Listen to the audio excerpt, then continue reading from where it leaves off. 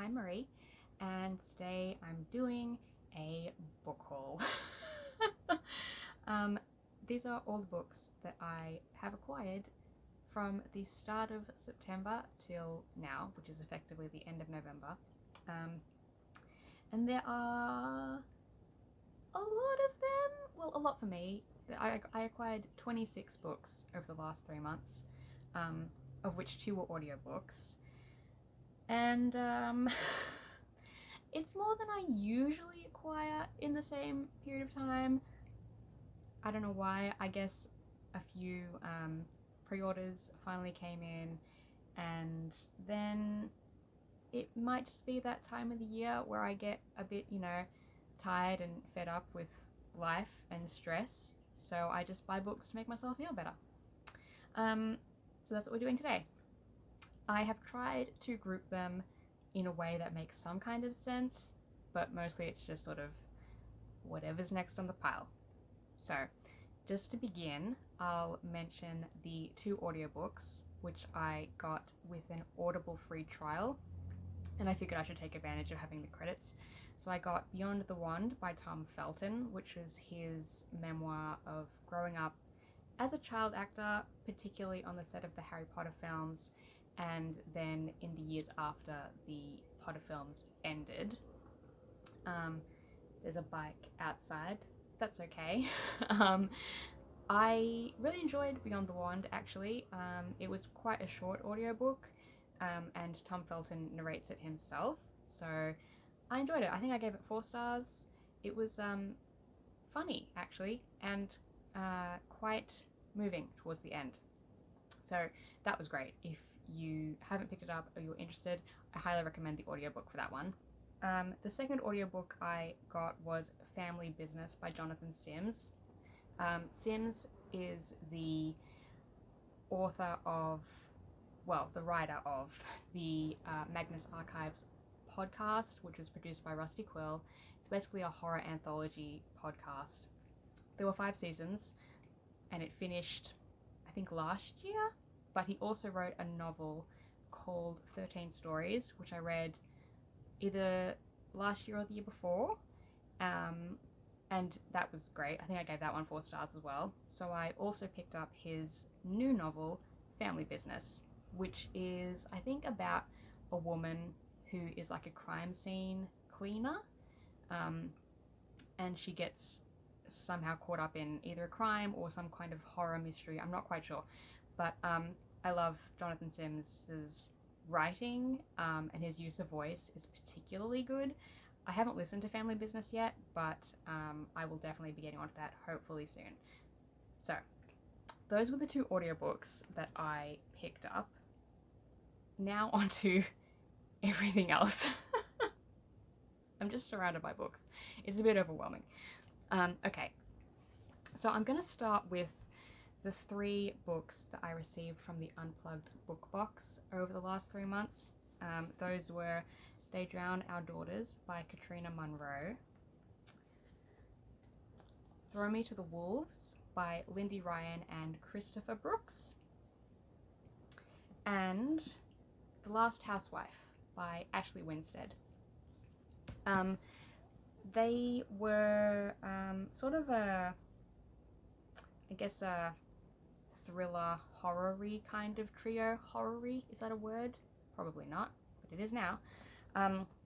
They Drown Our Daughters is some kind of gothic horror family saga about women in the same family who I think keep getting drowned in a lake or something. I'm not quite sure. I'm going to be honest, I'm probably not going to read this one. I had intended to try it, like sort of read the first couple of chapters, but I just don't think it's my kind of book, so I'm probably not going to bother with it. But I'll donate it at the end of the year, so it'll go to someone who actually wants to read it. The Last Housewife is, I think, a bit more my speed.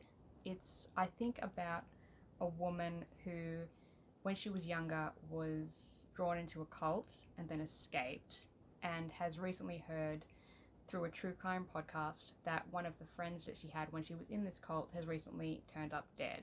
And so she goes to investigate how it all happened. I do have an interest in true crime and cults, so this is like a fictionalized version of that. And this one I am going to try, although I'm not sure how I'll go with continuing it, but I definitely want to try this one. And then the last one is Throw Me to the Wolves, which I actually started reading last week, I want to say. I think end of last week. It was the one I received in the most recent box. And it's like a gothic horror, murder mystery, paranormal romance with werewolves. And I got, how far did I get? About 60 pages in. And I actually liked the atmosphere. I thought it was really well done in the way the setting is used. It has a creepy vibe to it that really came through, but I'm not super sold on the characters. The main female character is named Britta, and she's sort of she's definitely the not like other girls woman. And then the guy she's working with, the male lead, is named Aaron, I want to say. I can't really remember. But he's a rookie cop who's trying to investigate her family's murders. And he's just a bit of a wimp. Even for a rookie, like, I would have expected a bit more backbone.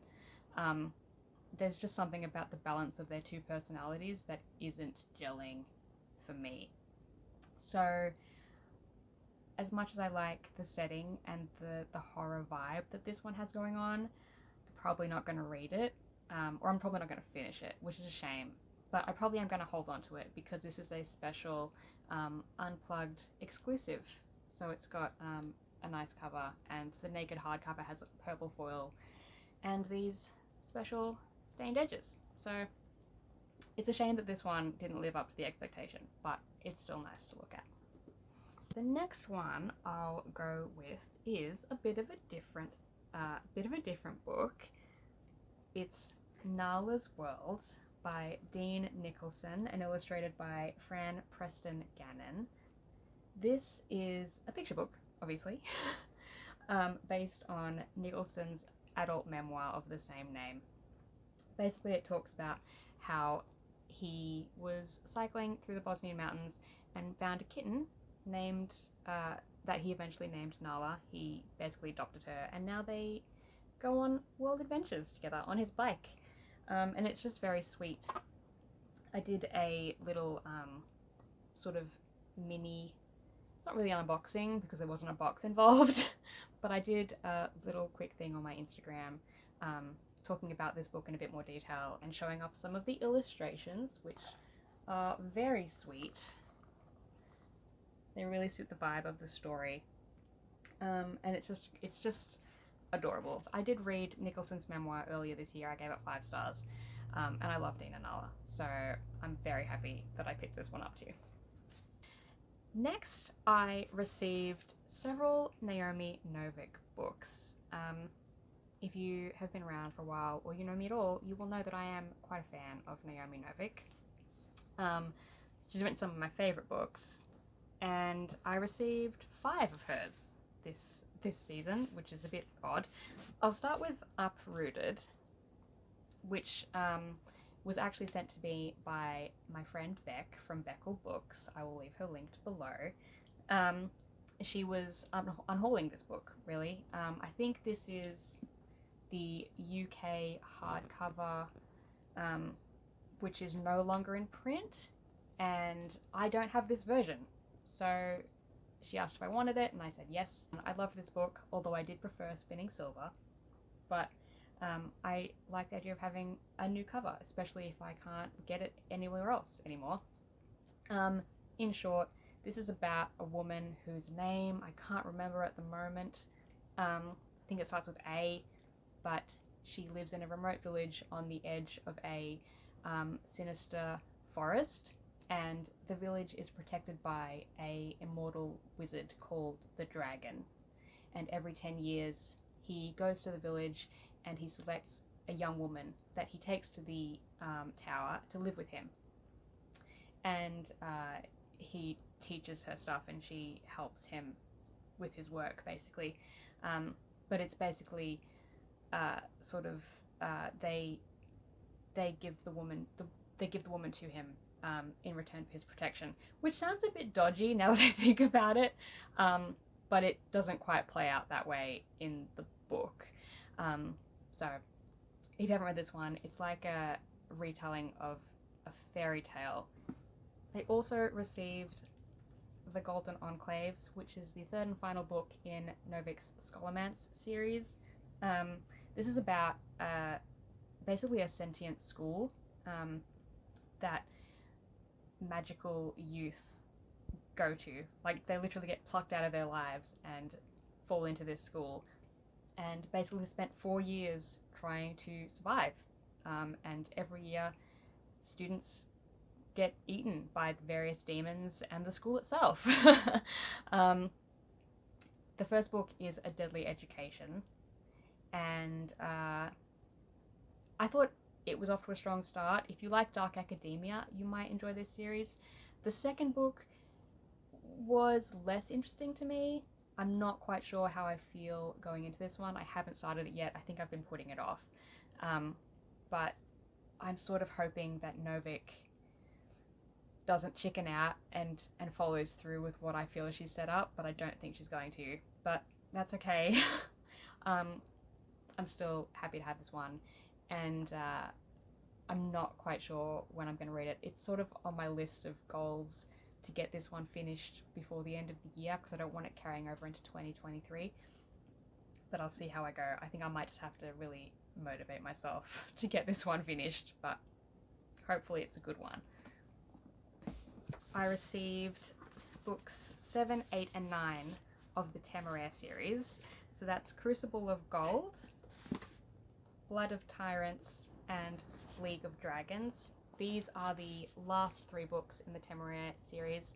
I already own this series, but they were re-released with new covers, and I fell in love with them as soon as I saw them, so I had to have them. So they were released in batches of 3. This is the last batch, and every time a batch has come out, I've basically been replacing my current set. So these are all the last ones that I needed now, which is quite exciting. It's nice to have the full set with matching covers in matching sizes. And what's great is that they all have spine art. So on the shelf, they make this beautiful picture of dragons in the sky. If you don't know what this series is about, it's basically the Napoleonic War with dragons.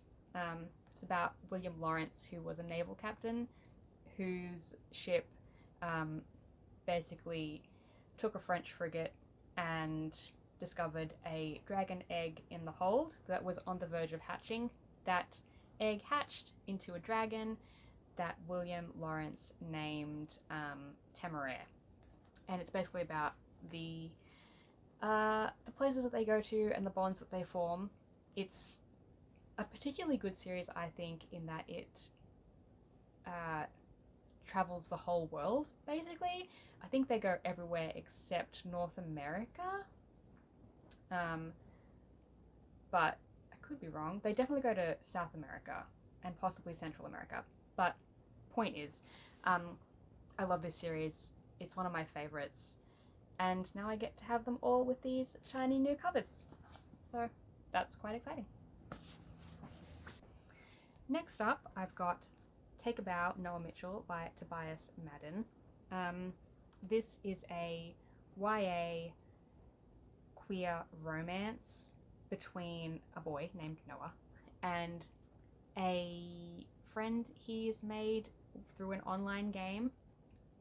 Somehow Noah finds out the true identity of this friend, and somehow figures out that he can get to know him by taking part in a play, like a community play that I think his mother is part of.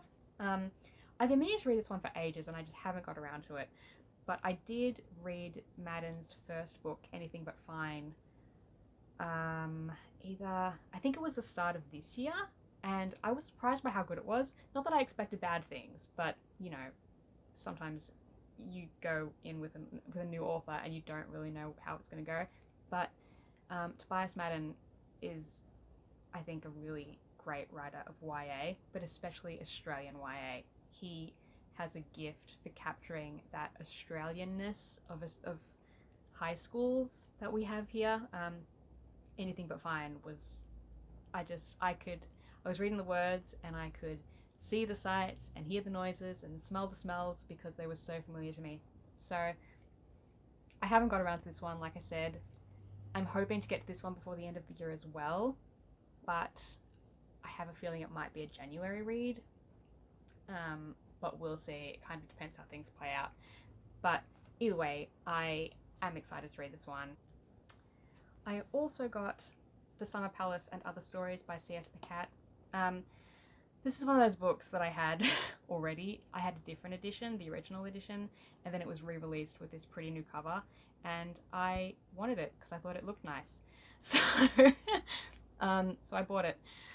This is a collection of, I think, 4 short stories set in the Captive Prince universe, about a prince who is basically captured by his illegitimate half-brother and is sent as a slave to a rival court.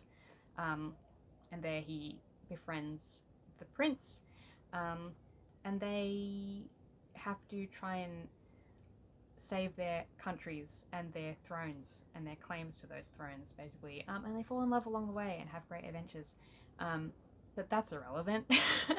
I love the Captive Prince series, and I really enjoy these short stories.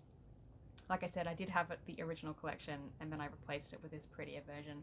But I have promised that original book to a friend of mine, so it's going to a good home. Next, I have Only a Monster by Vanessa Len. I picked this one up at an airport like 5 weeks ago when I was going interstate for a wedding. And I grabbed it because it had been on my TBR for several months, if not a year, and I had seen C.S. Pacat talk about it and really enjoy it. I didn't know much about it really, except that the protagonist is the monster of the story instead of the hero, as you would ordinarily expect. And I knew it was YA. I tried to read it the next day and in my hotel room. I got through 9 pages and I didn't love it. It's supposed to be YA. It is YA. The characters, from what I understand, are sort of older. I'm going to say somewhere from like 17 to 19, but the writing style feels very young. So I'm not sure how I feel about it. In the book's defense, I was very hungover when I was trying to read it. So I'm going to go back and give it a proper go in a better frame of mind and see how I feel. But my hopes are not high for this one, which is a shame because the cover is gorgeous, first of all. And I think the premise is really interesting, but I don't know, maybe it just needs a bit of extra time to like find its feet and properly kick off, but I'm sort of on the fence about this one. I'll see how I go. I've also got Addicted to You by Krista and Becca Ritchie. I bought this one last weekend? I think last weekend. Basically on a whim. I was walking around a big warehouse store and looking for something else, and I wandered through the book section and I saw this one and I took it. I bought it. I didn't take it. I bought it on a whim. I don't know anything about this. I'm going to be honest with you. I bought it because of the smell, which I know sounds kind of crazy, but for some reason this particular book smells like a book that I loved as a teenager. So I guess I bought it for the nostalgia, but like I said, I don't know what this is about. I know it's a romance. Something about this woman named Lily and her friend Lauren? Loren. It's a guy. And they're both addicted to different things. And they're pretending to be in a relationship. But then I think it probably evolves into something more real, and they probably work through their addictions or whatever. I'm not really sure. My concern is that it's going to be Colleen Hoovery, which would suck because I don't like Colleen Hoover. But maybe it'll be fun. I don't know. It might be like good, and don't take this the wrong way because I mean it in the best way, but it might be like a really good trashy summer read. You know what I mean? That's my hope for it anyway. It's quite a long series. There's, I think, 10 books in it. But I'm just going to start with this one and see how I go. And hopefully it'll just be a bit of fun and not overly problematic, which I find these books tend to be in various ways. But I'm holding out hope. Earlier this week, I received A Strange and Stubborn Endurance by Foz Meadows. This is a fantasy about a man named Vel. It's got no blurb, I can't check. I think his name is Vel. And he is entered into an arranged marriage with a neighbouring country by his father to form a political alliance, basically. And then it all goes pear-shaped when it's discovered that Vel is gay or attracted to men. I think he's gay. And this is, I think, a taboo in his country. But it's all okay because the woman he was engaged to has a brother who is also attracted to men. How convenient. And I suppose they end up getting married and figuring themselves out in various ways. I'm not quite sure. I did read the first chapter, and I really enjoyed it. So I have high hopes for this. But if this is something you're interested in, I do know there's a warning at the start that it deals with on-page depictions of rape, suicidal ideation, and self-harm. Although the narrative arc is one of healing. So I'm not quite sure how any of that is going to play into the story. But from the chapter that I read, I think I'm going to really enjoy this one, and I'm keen to get back to it. I had to put it down so I could read a library book first, but I'm excited to get to this one. I also received Babel by R.F. Kuang. There's been a lot of hype around this book. I'm going to be honest, I don't really know what it's about. I just bought it because I was interested in it. I think it's about a woman who is Chinese but studying in England, I think Oxford, and I think it's historical. And at some point, I think a war breaks out between China and England, and this character is torn between her two alliances. It's also got something to do with academics and translations. The book has footnotes, which I don't ordinarily like, particularly in fiction, but if this book is trying to mimic academia, then I'm going to say it works stylistically. I find a lot of fiction that uses footnotes, it just comes off pretentious and trying too hard. But it might work better in something like this. Like I said, I don't know anything about this really. I just bought it for the hype and because it's pretty, but we'll see how I go. Hopefully I like it. Hopefully it's not too heavy or too dry, but I'll see how I go. I acquired 2 N.K. Jemisin books this season. The first was The 100,000 Kingdoms, which is book 1 of the Inheritance trilogy. Beck was unhauling this book too, and I grabbed it because I'm a Jemison fan and I haven't read this one. I don't really know what it's about. I know it's fantasy. There's a character who's an outcast and her mother dies mysteriously, and then she goes to live in a city. And is named one of the potential heirs of the king. So it sounds pretty, I don't want to say generic because that makes it sound bad, but it has a lot of those tropes that you expect in fantasies. I do like N.K. Jemisin. Sometimes her writing can be a bit heavy and like you require a lot of brain power to work through it, but this was one of her earlier books, so I don't know, maybe it'll be different.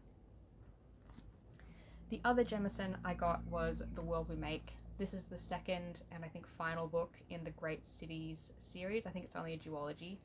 I read the first book, which was The City We Became, in 2020, I think. It's basically about people who become avatars for different cities around the world.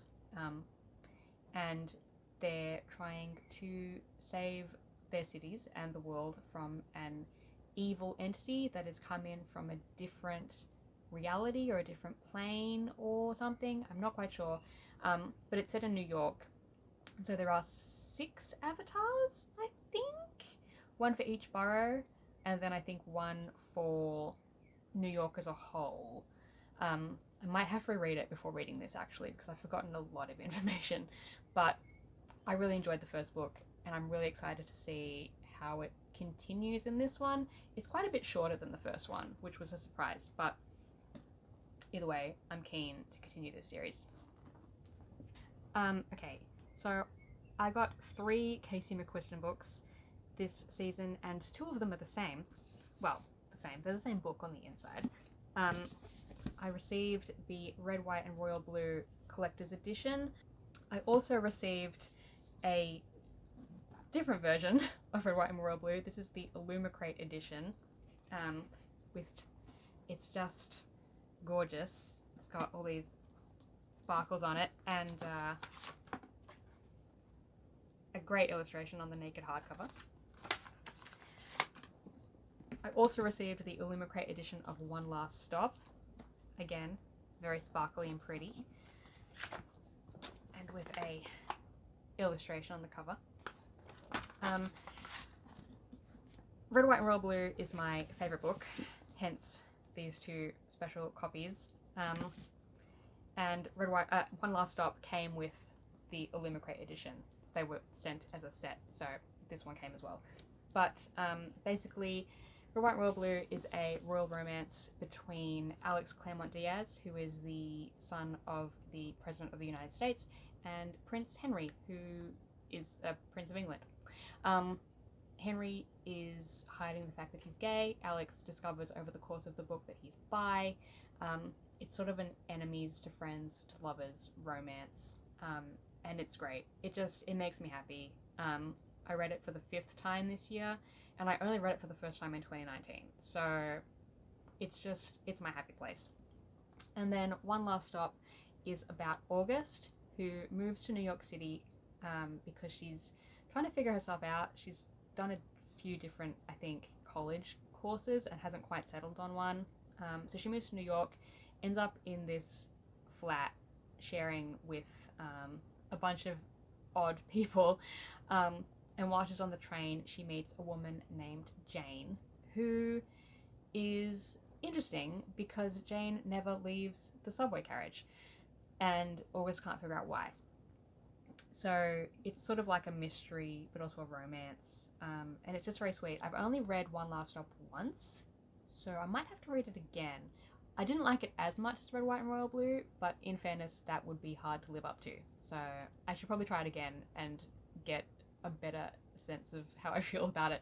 But anyway, I got these really cool new editions that I'm excited to put on my shelf and have look gorgeous. Earlier today, I received Unmasked by Paul Holes. This is a true crime memoir about Paul Holes, who was a detective in California, around San Francisco. I think from the 80s to the 2000s or something. I'm not quite sure. But he was involved in a lot of high-profile cases, including the case of the Golden State Killer, which is a particular interest of mine. And this is the book that my friend Serial Hobbyist and I are going to be buddy reading next year.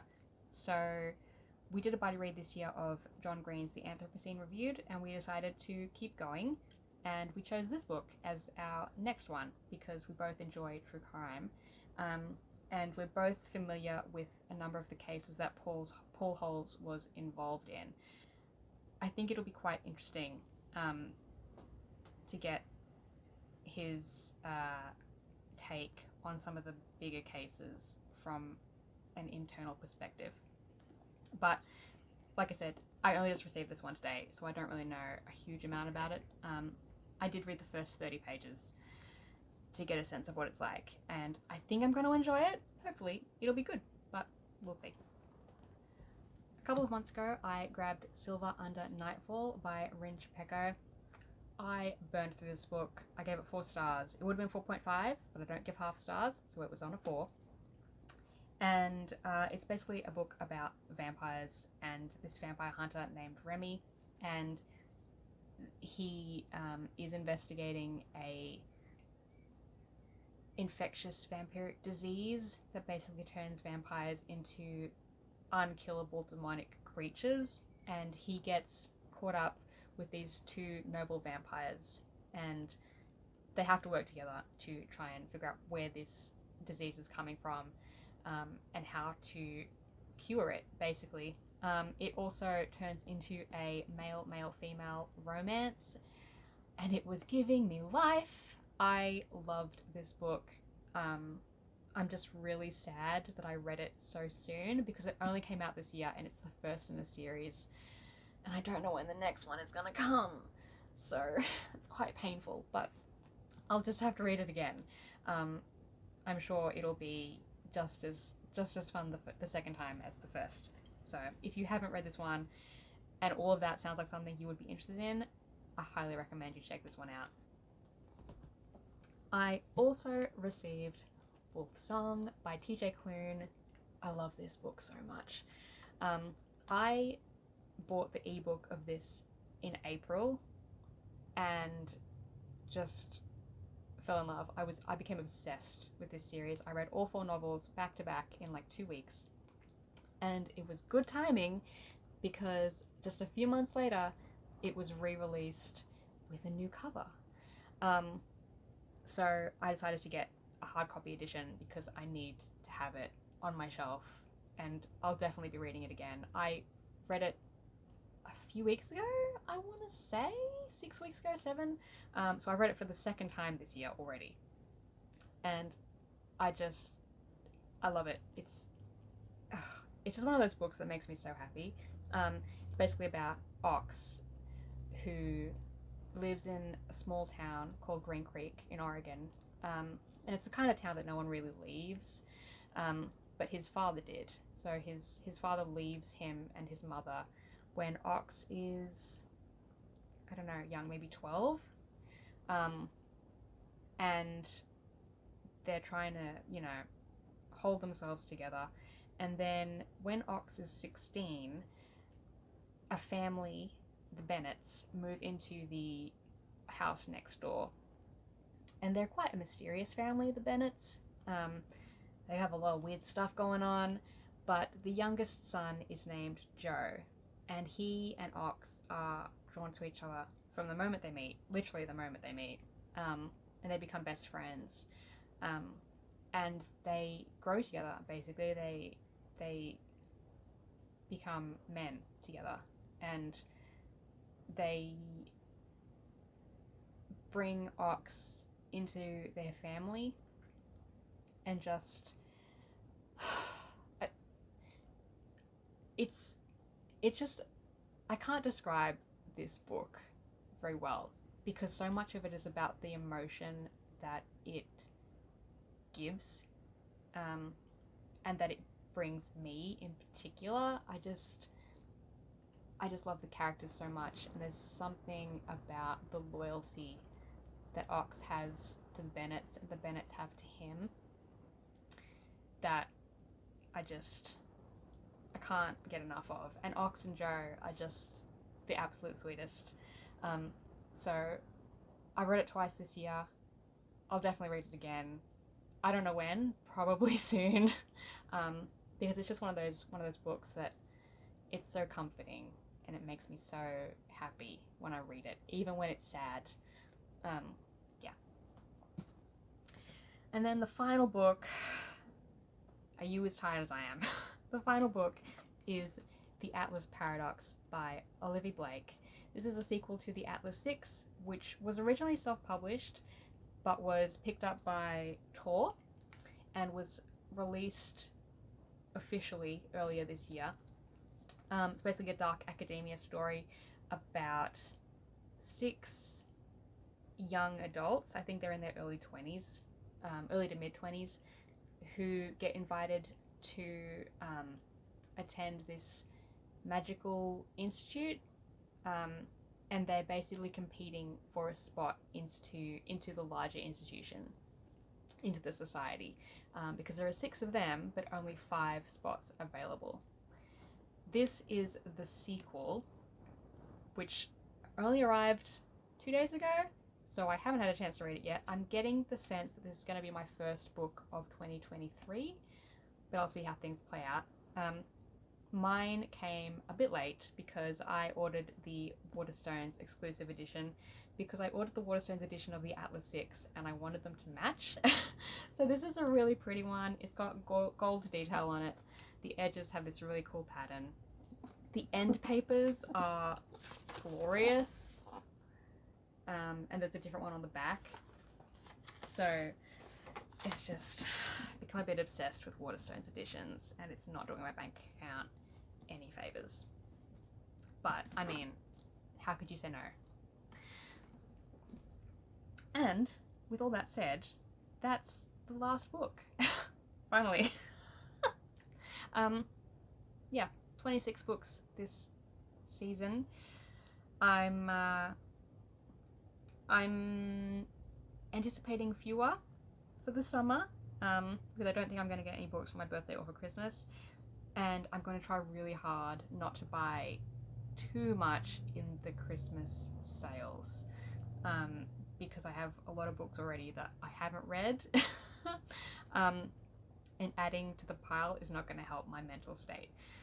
So there's a lot here. I'm going to see how I go with a lot of these. I've already read a few of them actually, so it's not as dire a situation as it looks on the outset, but either way, there's a lot to get through. And I'm really excited about reading a lot of these, so that's a nice feeling to have, especially going into the end of the year. I hope you enjoyed getting to see all the books that I acquired over the last 3 months. Wherever you are, I hope you're having a great day, and I will see you next time. Bye!